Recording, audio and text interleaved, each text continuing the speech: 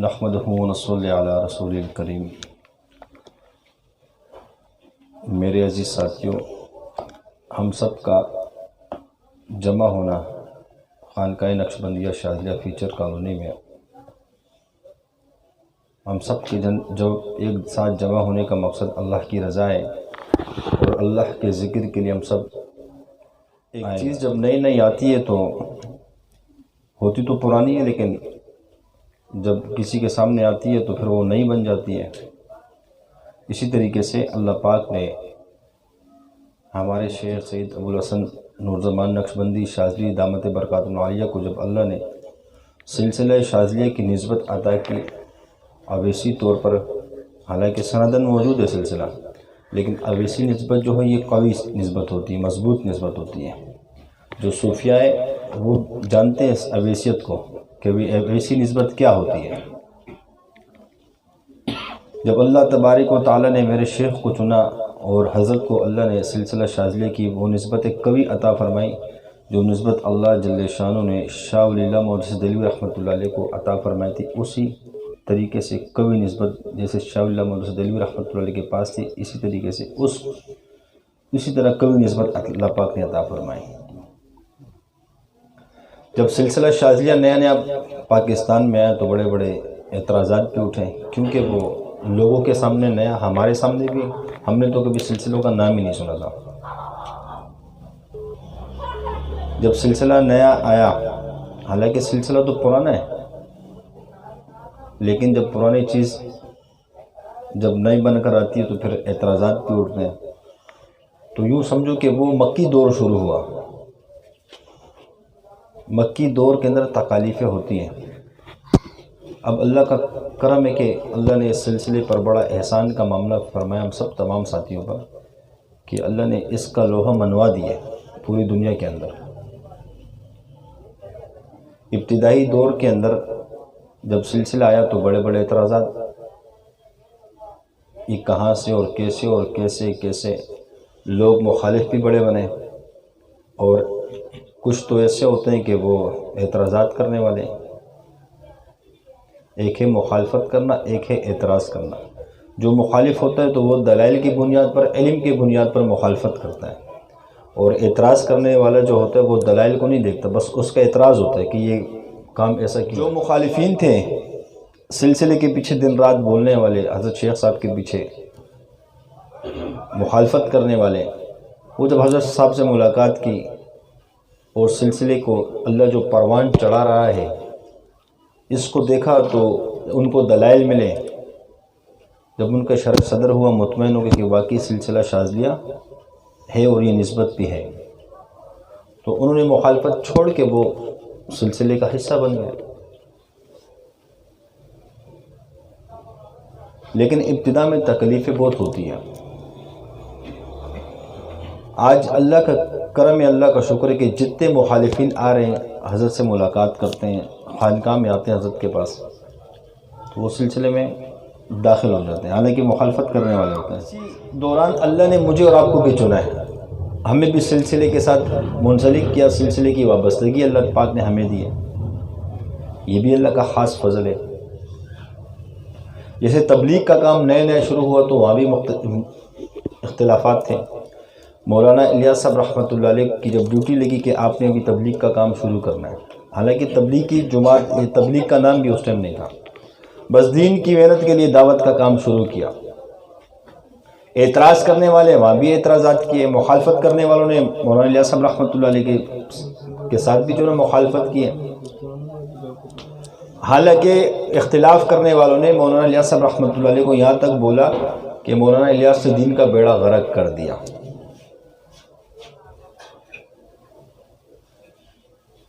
کس کا بیڑا غرق کیا؟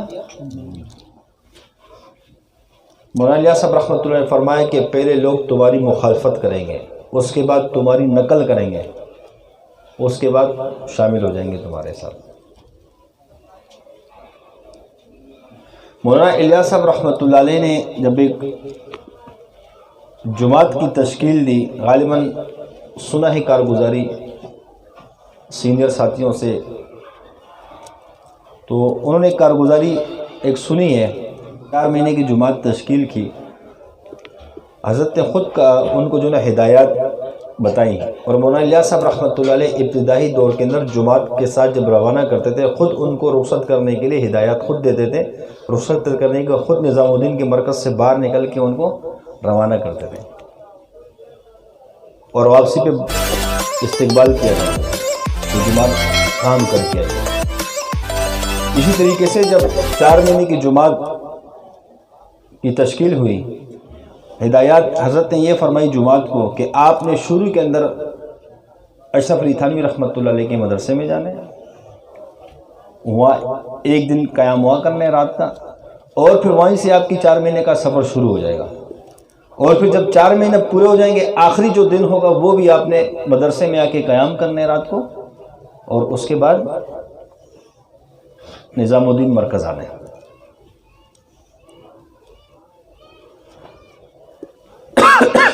میرے جی ساتھیوں، جب وہ جماعت اللہ کے راستے میں نکلی اور حضرت کے ہدایات کے مطابق جب وہ جماعت گئی مدرسے کے اندر، تو وہاں خادم سے جب دستک دی تو خادم سے کہا کہ ہم مدرسے میں قیام کرنا ہے۔ نظام الدین سے نکلے 4 مہینے کی تشکیل پر، تو خادم گیا اشرف علی تھانوی رحمۃ اللہ علیہ سے پوچھا کہ اس طریقے سے مولانا الیاس صاحب رحمۃ اللہ علیہ کی جماعت آئے گی۔ کہا بھئی یاری دوستی کیا کریں، آنے دو، ایک رات کا قیام کی بات ہے، قیام کرنے دو۔ رات کو قیام کیا، صبح وہ جماعت تشکیل میں چلی گئی۔ تو جب وہ تشکیل میں جماعت چلے گی 4 مہینے کے بعد، پھر جب واپسی وہ جماعت آئی اشرف علی تھانوی رحمۃ اللہ علیہ کے مدرسے میں پھر قیام کرنے کے لیے پھر دستک دی، خادم آیا کہ حضرت قیام کرنا ہے، آج ہماری آخری رات ہے، اور صبح ہم نے نظام الدین مرکز پہنچنے کارگزاری کے لیے۔ جب وہ 4 مہینے پورے ہو گئے، حضرت نے کہا کہ جانے دو۔ جب حضرت نے اس جماعت کو دیکھا، ان کے حلیوں کو دیکھا، جب جاتے ہوئے دیکھا تھا تو حقے ہاتھ میں ہیں، بڑے بڑے مونچھیں ہیں، اور جب 4 مہینے پورے کر کے جب آئے تو ان کے چہرے پر سنت رسول زندہ، حقے ختم، ٹوپیاں پگڑیاں سر پہ، تو حضرت نے کہا مولانا الیاس بازی لے گیا ہم سے۔ کون بازی لے گیا؟ مولانا اشرف علی تھانوی رحمۃ اللہ نے فرمایا کہ مولانا الیاس ہم سے بازی لے گیا۔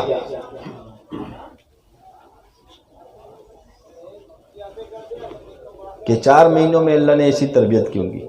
مطلب شروع میں تبلیغ پر بھی اعتراضات ہوئے، لیکن مقصد یہ ہے کہنے کا کہ جب کام چل پڑا، پھر جب کام لوگوں کو نظر آنے لگا تو لوگوں نے مخالفت ختم کر دی۔ ابتدا کے دور کے اندر مولانا الیاس صاحب رحمۃ اللہ علیہ جسم کے اعتبار سے بڑے کمزور، ضعیف، جب وہ کسانوں کو دعوت دینے جاتے تھے اور دعوت دیتے تھے اللہ کی رضا کے لیے، جب کسان کو کھیتوں میں جا کر دعوت دی جاتی تھی تو کسان غصے میں آ کر جب ایک چماٹ رکھ کے دیتا تھا تو حضرت فوراً کلابازیاں کھاتے ہوئے نیچے گر جاتے تھے، ایسے کمزور، بعض اوقات بے ہوش ہو جاتے تھے۔ پھر جب آنکھ کھلتی تھی تو کسان کے ہاتھ کو پکڑ کے چومتے تھے، کہا مجھے تھپڑ مارنے سے آپ کے ہاتھ کو چوٹ تو نہیں لگی۔ تو وہ کسان بھی رونے لگتے تھے کہ یہ کیا انسان ہے، پتھر کا بنے کس چیز کا، ہم نے اس کو تھپڑ مارا، الٹا کے میرے ہاتھ چومنے لگا کہ تمہارے ہاتھ کو چوٹ تو نہیں لگی۔ تو میرے عزیز ساتھیوں، اسی طریقے سے مولانا الیاس صاحب رحمۃ اللہ نے بھی تکلیفوں کو برداشت کیے، جب بھی تو یہ کام پھیلے۔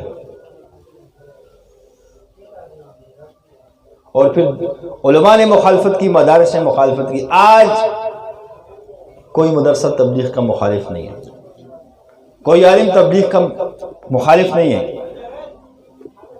کیوں؟ کہ شروع والوں نے ڈنڈے کھائے، بعد والے انڈے کھاتے ہیں۔ شروع والے جس علاقے میں جماعت لے کر گئے وہاں ڈنڈوں کی برسات بھی ہو رہی ہے، وہاں مارا بھی جا رہے، وہ قیام کرنے نہیں دیا جا رہا، تکلیفوں میں شہید بھی بہت سے ہوئے۔ اب اس دور کے اندر جب تبلیغ کے سفر پہ کوئی نکلتا ہے، کسی بھی جگہ جاتے ہیں تو وہاں ڈنڈوں کے بجائے ان کو انڈے مل رہے ہوتے ہیں، ناشتے میں اکرام مل رہا ہوتا ہے، کھانوں میں۔ یعنی مخالفت عوام کے دل سے بھی ختم، سب چیزیں۔ اسی طریقے سے جب سلسلہ ہمارا اللہ نے جب حضرت کو یہ سلسلہ عطا فرمایا تو حضرت نے بڑی تکلیفوں کو سہا، لوگوں کی باتوں کو سہا، تکالیف کو سہا، آج تک حضرت سہتے ہوئے آ رہے ہیں۔ چاہے اتنا بڑا دل رکھا ہے حضرت نے اللہ نے ہمارے حضرت کے دل کو جو وسعت دی ہے وہ کبھی ہم تصور میں سوچ ہی نہیں سکتے کہ وہ ہم سب کے ساتھ شفقت کا کتنا معاملہ کرتے ہیں. حالانکہ کتنے بڑے سلسلے پہ اعتراضات، یہ سارے مراحل تو جیسے تبلیغ کا کام نیا تھا وہاں بھی اس طرح مصائب تھے. اسی طریقے سے جب سلسلہ آیا تو اپنوں کے ہاتھوں سے اتنے مصائب، غیروں سے کیا گلہ کرنا. اپنے ہی ہم مسلک لوگ، ہم مذہب لوگ، مخالفت اعتراضات. جو مخالف تھے وہ تو الحمدللہ ٹھیک ہو گئے. آج سلسلے نے، اللہ کا شکر ہے کہ سلسلے کو اللہ نے اتنی قوت دے دی ہے، سلسلے کو اللہ نے اتنا پھیلا دیا، سلسلے سے اللہ نے مخلوق کی خدمت کا اور دین کی خدمت کا اتنا کام لیا کہ آج بڑے بڑے علماء بھی سلسلے کی حقانیت کا اقرار کرتے ہیں. اور جو اب بھی مخالفین موجود ہیں تو الحمدللہ اس مخالفت کی وجہ سے وہ جب تحقیق میں لگتے ہیں تو ان کو جوابات مل جاتے ہیں، تو وہ بھی سلسلے میں آ کر داخل ہو جاتے ہیں. اور جو اعتراض کرنے والے ہوتے ہیں تو پھر ان کو دلائل کی ضرورت نہیں پڑتی ہے. اعتراض کرنے والے تو ہر دور میں. مقصد کہنے کا یہ کہ اللہ نے ہمیں جو نعمت دی ہے سلسلے کی، اب اللہ کا شکر ہے سلسلہ مکی دور سے نکل چکے، اب مدنی دور میں چل رہا ہے. کس میں؟ مدنی دور میں چل رہا ہے. ہم اپنے سلسلے کی قدر کریں. آج ہم تصور کے اندر دیکھ لیں کہ یہ لانڈی فیوچر کالونی میں خانقاہ کا وجود نہیں تھا، سلسلے کا تعارف نہیں تھا، کسی کو پتہ نہیں تھا. میں عمومی بات کر رہا ہوں، خواص کے علم میں ہو تو یعنی آج جو ہماری خانقاہ، اس خانقاہ کے اندر ایسے اللہ نے وہ چمن پھول تیار کرنا شروع کیا کہ 18 سال کا نوجوان خانقاہ میں نظر آتا ہے، 20 سال کا نوجوان خانقاہ میں نظر آتا ہے، 25 سال کا نوجوان خانقاہ میں نظر آتا ہے. کہ مجھے خود سلسلے کا پتہ نہیں تھا تو اس طرح ساتھیوں کو بھی پتہ نہیں تھا کہ سلسلہ کیا ہوتا ہے اور پیر کس کو کہتے ہیں. آج اللہ نے اس علاقے میں، وہ حضرت فرماتے ہیں کہ حضرت نے بیج رکھا، آج اللہ نے اس بیج کو جو نا درخت بنا دیا اور یہ بڑھتا جا رہا ہے. اللہ اس کو اور بڑھائے گا انشاءاللہ. مقصد یہ ہے کہ یہ صرف فیوچر کالونی کی بات ہو رہی ہے. اسی طریقے سے پوری دنیا کے اندر، ہر علاقے کے اندر اللہ نے سلسلے کو وجود دے دیا. سلسلے کا وجود پہلے سے تھا، اللہ نے اس کو ابھارنا شروع کر دیا. اللہ نے ایسے لوگوں کو پیدا کیے جو سلسلے کا حصہ بنے. اللہ ان سے دین کا کام لینا چاہتا ہے. اور قرآن کریم کے اندر اللہ فرماتے ہیں کہ ہم جس سے کام لیتے ہیں ان کو چن لیتے ہیں اس کام کے لیے. ہم سب اس پہ اللہ کا شکر ادا کریں کہ اللہ نے ہمیں چنا ہے. حضرت فرماتے ہیں نا کہ ہمارے پاس کوئی عمل نہیں ہے، عمل کی وجہ سے نہیں، اللہ کے فضل کی وجہ سے. اگر عمل پہ بات آتی ہے تو ہم اپنے نمازوں کو دیکھ لیں، ہماری نمازوں کا کیا حال ہے. ہمیں تو خوف لگتا ہے کہ ایسا نہ ہو کہ وہ نمازیں کالے کپڑے میں لپیٹ کر ہمارے منہ پہ مار دی جا رہی ہو. ہمارا ذکر جس طرح کرتے ہیں، ہماری تجوید ٹھیک نہیں ہے، کس طریقے سے چل رہے ہوتے ہیں، لیکن ہمارے عمل کا کام نہیں، اللہ کا خاص فضل ہے. اور اللہ جس علاقے پہ اپنا فضل کرنا چاہتے ہیں وہاں دینی طبقے کو بڑھا دیتا ہے، دین کے کام کرنے والوں کو بڑھا دیتا ہے. اس سلسلے کی برکت سے اللہ نے مجھ پر بھی فضل کیا، آپ پر بھی اللہ نے اپنا فضل کیا، اس پورے علاقے پہ اپنا فضل کیا. مقصد یہ ہے کہ یہ کارواں اللہ نے چلایا ہوا ہے، یہ رکنے والا نہیں ہے. اس کو بڑے بڑے دریا بھی نہیں روک سکتے. دریا روکنے کے لیے آئیں گے وہ خود سمندر میں بہہ جائیں گے، کیونکہ نسبت اللہ کی ہے، سلسلہ اللہ کا ہے. اللہ اپنے دین کے کام کو خود اللہ حفاظت کرتا ہے.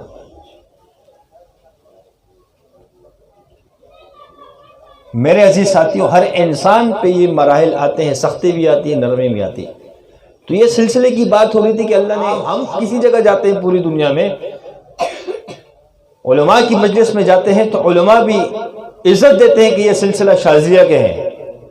دیتے ہیں کہ نہیں؟ ہم پہ کوئی اعتراض اب نہیں کرتا.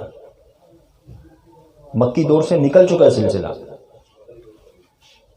ورنہ آپ تجربہ اس کا کر لو، کوئی بھی ساتھی اپنے علاقے میں دیکھ لو، آپ کے علاقے کے اعتراف میں جتنی مساجد ہے، کسی بھی مسجد پہ چلے جاؤ، آپ کو کوئی آپ کے علاقے میں کوئی مولانا صاحب، کوئی عالم آپ کا مخالف نظر آتا ہے؟ کوئی اعتراض کرنے والا نظر آتا ہے؟ نہیں آتا، بلکہ سب عزت اور محبت کی نگاہ سے پیش آتے ہیں۔ کیوں آتے ہیں؟ یہ سلسلے کی وجہ کی برکت سے اللہ ہمیں اب عزتوں سے نواز رہا ہے۔ وہ دور گزر چکا، اب اس دور کے اندر جو اللہ نے ہمیں سلسلے کے ساتھ جوڑا ہے، یہ ہماری خوش قسمتی ہے۔ مولانا الیاس صاحب رحمۃ اللہ علیہ نے جب تبلیغ کے کام کو شروع کیا، ابتدا میں جو لوگ جڑ رہے، حاجی عبدالوہاب صاحب رحمۃ اللہ علیہ، حاجی صاحب مولانا الیاس صاحب رحمۃ اللہ علیہ کے زمانے میں ان کے ساتھ ہی کام شروع کیا نا، اللہ نے عزتوں سے نوازا کہ نہیں نوازا؟ اس طریقے سے اور دیگر جو علماء تھے، جو لوگ تھے تبلیغ کے کام کرنے والے، آج سلسلہ ابھی بھی ابتدائی دور میں چل رہا ہے، ابھی بھی ابتدائی دور میں۔ ہم جتنے ساتھی یہاں بیٹھے ہوئے، حضرت سے ملاقات، زیارتیں، صحبتیں، سب چیزیں اللہ ہمیں دے رہا ہوتا ہے۔ نہ جانے 50 سال کے بعد، 100 سال کے بعد لوگ ہمیں بھی کہیں گے، جتنے ہم ساتھی بیٹھے ہیں، لوگ اکابر کے نام سے یاد کریں گے، اگر ہم اخلاص پہ ہوں گے، سچے ہوں گے۔ لوگ کہیں گے یہ وہ لوگ تھے جو حضرت کی صحبت میں رہنے والے تھے۔ تو اللہ نے ہم پہ خوش قسمتی کا جو نا بڑا خصوصی فضل کیا ہے۔ اسی طریقے سے انسان جب سلسلے میں آتا ہے تو اس کا بھی شروع میں مکی دور شروع ہوتا ہے، پھر بعد میں یہ بھی مدنی دور میں چلے جاتے ہیں۔ مکی دور سے مراد یہ کہ جب یہ وظائف شروع کرتا ہے تو اس پہ ایک بمبار ہوتی ہے، آزمائشوں کی، تکالیفوں کی۔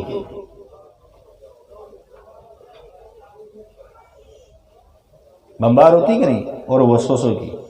یہ آزمائش، تکالیف، وسوسے یہ ان پر آتے ہیں جو مخلص ہوتے ہیں، جو اخلاص والے ہوتے ہیں۔ کن پر آتے ہیں؟ اخلاص۔ بھئی آپ اخلاص کے ساتھ شروع کرو گے تو وسوسے تو پھر شروع ہو جائیں گے۔ یہ ابتدائی، یہ مکی دور پر ہم ساتھیوں کا بھی چل رہا ہوتا ہے۔ مطلب اس پروسیس سے اللہ گزارتا ہے انسان کو، اور پھر اللہ جس سے کل کو کام لینے والے، اللہ نے جس سے کام لینے، اس کو تو صحیح تربیتوں میں گزار رہا ہوتا ہے، صحیح آزمائشوں میں مبتلا کرتا ہے، کیونکہ اللہ اس کو مشین میں جیسے کپڑا دھلتا ہے، صاف ہوتا ہے، اسی طریقے سے اس کو گھمایا جا رہا ہوتا ہے کہ اس کا ایک ایک ذرہ جو گندگی ہے وہ بھی دھل جائے۔ اس کا مطلب یہ نہیں ہے کہ ہم پہ ہی تکلیفیں آ رہی ہیں، ہم پہ ہی پریشانیاں آ رہی ہیں، نہیں۔ جب تکلیفیں آ رہی ہیں، اللہ کے قرب میں زیادہ ہو۔ مجھے ایک بات بتاؤ، جب کپڑے گندے ہوتے ہیں تو اس کو واشنگ مشین میں ڈالتے ہیں کہ نہیں؟ پرانے زمانے میں تو سوباڑ ہوتا تھا، ٹھکا ٹھکا ہوتا تھا کہ نہیں؟ اس کے اندر بلیچ بھی ڈالو، سرف بھی ڈالو، رگڑے بھی مارو، یوں بھی مسلو اس کو، کیوں؟ کہ اس کی یہ دھل جائے۔ اسی طریقے سے اللہ جس سے کام لیتا ہے اسی کو، کیونکہ جب اللہ جس کو نسبت دیتا ہے، اس نسبت کو مضبوط بنانے کے لیے اللہ بھی اس کو اسی طرح واشنگ مشین میں ڈالتا ہے، اس کو یہ گھماتا رہتا ہے، صاف ہو گئی۔ جب یہ بالکل صاف ہو جاتا ہے پھر اللہ اس کو نکال کے باہر، اب جا آپ کام کر، سمجھے؟ تو یہ آزمائش، تکلیفوں کا نا، اس سے پریشان ہونے کی بات نہیں ہے، بلکہ تکلیفوں کا آنا، آزمائش کا نا، یہ تو ترقی کا ذریعہ ہے آگے بڑھنے کا۔ کس کا ذریعہ ہے؟ ترقی کا ذریعہ ہے۔ جب وظائف شروع کرتے سب سے پہلے تو گھر والے کہتے ہیں یہ دے لے، وہ نشے میں دے، پاگل ہو گئے، یہ بتنا ذکر کر رہے ہیں۔ دوست احباب کہنے لگتا ہے، وہ کیوں؟ حدیث ہے نا آپ علیہ الصلوۃ والسلام کی، حدیث کا مفہوم ہے کہ تم اتنا کثرت سے اللہ کا ذکر کرو کہ لوگ پاگل اور مجنون کہنے لگے۔ خدا کے بندے، اس حدیث کے ساتھ آپ کی مطابقت ہو گئی ہے، اس حدیث کا قرب اللہ نے آپ کو دے دیے، جب بھی تو لوگ آپ کو یہ ڈائلوگ مارتے ہیں کہ تو پاگل ہو جائے گا اتنا ذکر کرتا ہے۔ آزمائش یہاں سے شروع ہو گئی، مصائب یہاں سے آنے لگ گئے۔ سنو پھر لوگوں کی، گھر والوں کی، کوئی جادوگر بولے گا، کوئی کیا بولے گا، کوئی کیا بولے گا، اب یہ چل رہی ہے وہ پسائی۔ اس میں پریشان ہونے والی بات نہیں ہوتی ہے۔ اللہ کہتا ہے کہ ذکر کرو گے میں تمہاری اولاد پہ لوں گا، آزماؤں گا۔ مال دے کر بھی آزماؤں گا، مال کو لے کر بھی آزماؤں گا، تو آزمائش سے گزارے گا اللہ، جس سے کام لے گا۔ اور جو مخلص ہو ساتھیوں، یہ آزمائش آئیں گی، وسوسے آئیں گے۔ جس کے خلاف وسوسے آنے لگے نا، وہ تمہارا دوست دشمن نہیں ہے۔ بس یہ آسان نقطہ ہے، جس کے خلاف وسوسے آئیں اسی سے تمہیں فائدہ ہونے والا ہے، یہ آسان نقطہ۔ حضرت فرماتے ہیں کہ جب شیخ کے خلاف وسوسے نہیں آئے تو پھر وہ شیخ ہی نہیں ہے۔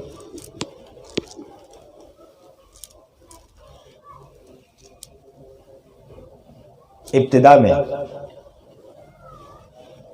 کیوں کہ شیطان وسوسے اس کے خلاف دیتے ہیں جو علم والا ہوتا ہے، جو کمال والا ہوتا ہے، جو لبادت ہو صوفی کا اوڑھ کے شیطان بیٹھا ہوتا ہے، اس کے خلاف شیطان وسوسے نہیں دیتا، اس کو پتہ ہے کہ اس کا ایمان ہونے دے، خراب تباہ ہونے دے، اس کے خلاف شیطان وسوسے نہیں دے گا۔ وسوسے تو اسی کے خلاف دے گا جو بیٹھا ہوا علم والا، اسی کے ذریعے جو اللہ تربیت کرے گا، آپ کا راستہ بتاتا ہے آپ کو چلانے کے لیے، اسی کے خلاف تو وسوسے آتے ہیں۔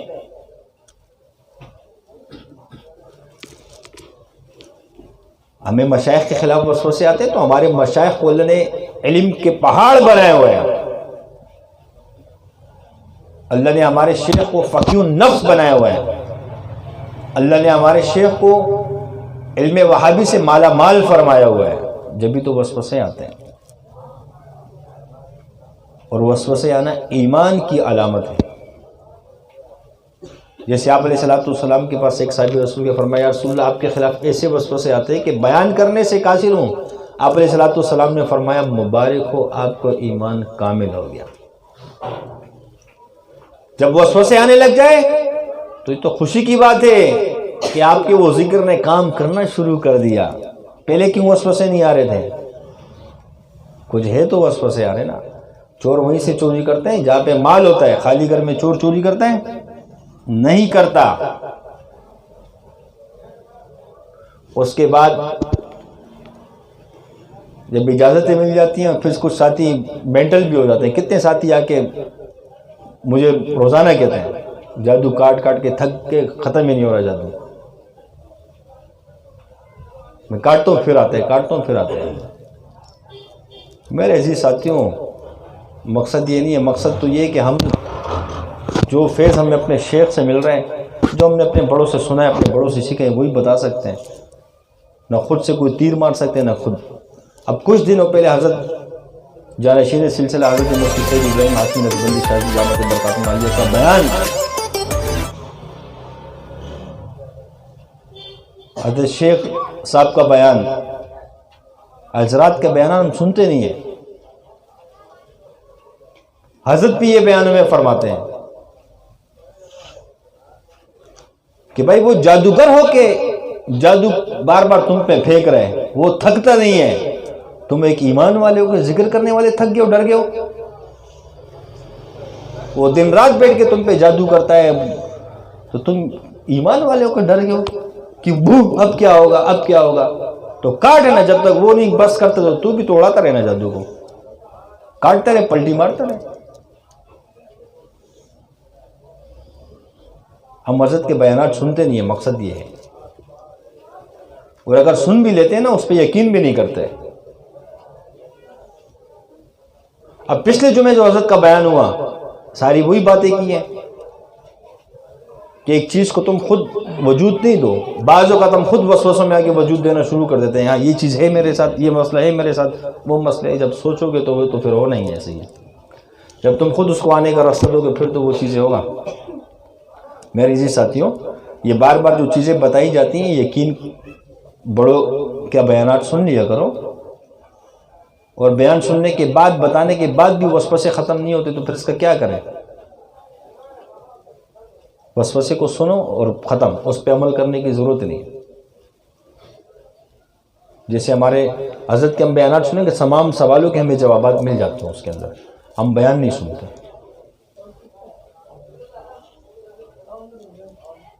ساتھی ہر جمعے کے اندر حضرت کے بیان میں جانے کی ترتیب بنائیں، کوشش کیا کریں کہ جمعے کے بیان کے لیے جایا کریں، اس میں اپنا ہی فائدہ ہے۔ اور خانقاہوں کے جو مجالس کے دن ہوتے ہیں اس میں اپنی پابندی کے ساتھ آیا کریں، اس میں تاخیر نہیں کیا کریں، تاکہ ہمیں اجر فیض یہ ساری چیزیں پوری حاصل ہوں۔ جب روپے پیسے کماتے ہیں 1 روپے بھی کم مل رہا ہوتا ہے تو پھر تکلیف ہوتی ہے انسان کو۔ اسی طریقے سے جو مجلس کے اندر ہمیں یہاں بھی دکھ ہونا چاہیے کہ میں آج مجلس کے اندر پوری شرکت کیوں نہیں کر پا رہا، سلسلے کی جو بھی مجلس ہو اس پہ ہمیں فکر بھی لگنی چاہیے۔ بہرحال ہم سب کے یہاں جمع ہونے کا مقصد اللہ کی رضا ہے، اللہ کے ذکر کے لیے ہم سب کا آنا ہے۔ ہمیں کچھ سمجھ میں آئے کچھ نہ آئے، بس جس طرح ہمارے بڑے چلاتے ہیں اس ترتیب پہ ہم چلتے رہیں اور اپنے آپ کو دین کا خادم بنا کر چلتے رہیں۔ خود کوشش کریں کہ ہمارے دلوں سے غیر نکل جائے، اللہ کی ذات عالی کا یقین آ جائے، اللہ کی محبت، اللہ کا قرب حاصل ہو جائے، اور ساتھ میں یہ بھی کوشش کریں کہ اوروں کے دل سے بھی غیر نکالیں، ان کے دل میں بھی اللہ آ جائے، اس کی بھی محنت کی جائے۔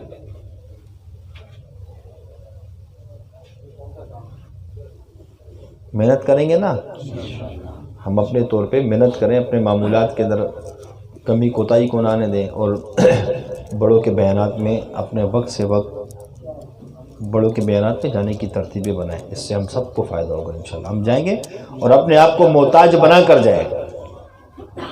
کیا بنا کر جائیں؟ محتاج سمجھ کے۔ جو شخص محتاج سمجھ کے جاتا ہے اللہ اس کو علم دیتا ہے۔ ہم سب کا کیا ہے، بڑوں کے مجلس میں جانے کا، بیٹھنے کا مقصد سیکھنا ہوتا ہے نا۔ ہم اپنے آپ کو دین کا محتاج سمجھ کے جائیں، علم کے لیے، علم کے حصول کے لیے۔ کیوں کہ ہم سب اللہ کے اور اس کے دین کے محتاج ہیں، وہ ذات وہ کسی کا محتاج نہیں ہے۔ جب ہم ہے ہی محتاج تو اپنے آپ کو محتاج بنا کے جایا کریں مجالس کے اندر، حضرت کے بیان کے اندر، اور دل کے پیالے کو خالی کیا کریں۔ جب بھی کچھ ملے گا، مثال کولر باہر پڑا ہوا ہے، کولر کی ٹوٹی ہے، اس کے نیچے جب برتن رکھو گے خالی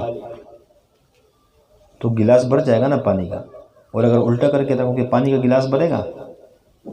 ہم جس بھی مجلس میں ہو، خانقاہ کی مجلس میں ہو، حضرت کا بیان کے اندر ہو، اپنے دل کے پیالے کو اسی طرح خالی کر کے رکھا کریں۔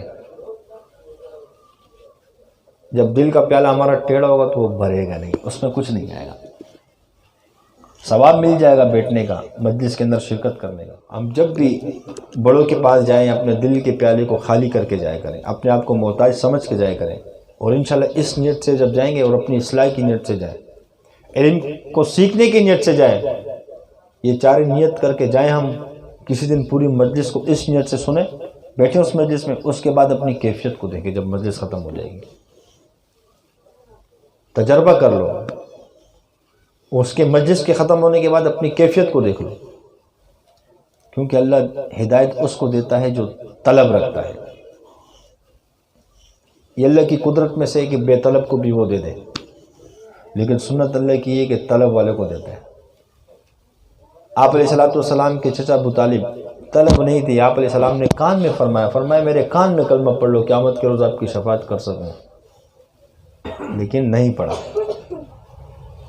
ہدایت کس کے ہاتھ میں؟ اللہ کے ہاتھ میں، کیونکہ طلب نہیں تھی۔ بس یہی بات ہے کہ مکے والے کیا کہیں گے کہ موت کی خوف سے جو نا کلمہ پڑھ لیا، اسی وجہ سے نہیں پڑھا کلمہ۔ لیکن جس کے دل میں طلب ہوتی ہے اللہ اس کو دے دیتا ہے۔ وہ کہتے ہیں نا کہ ڈھونڈنے سے خدا بھی مل جاتا ہے، تو جس کے اندر طلب ہوتی ہے اللہ اس کو دے دیتا ہے، جس میں طلب نہیں ہوگی تو پھر کیا۔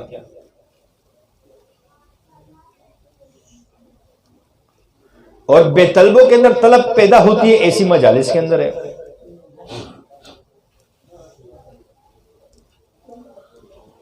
ہم خود اس کے طلبگار بنے، اور جو بے طلب ہے، جن کے دلوں میں طلب نہیں ہے ذکر کی، اللہ کے ساتھ تعلق کی، ہم ان کے دلوں میں اس کی طلب پیدا کریں دعوت کے ذریعے سے۔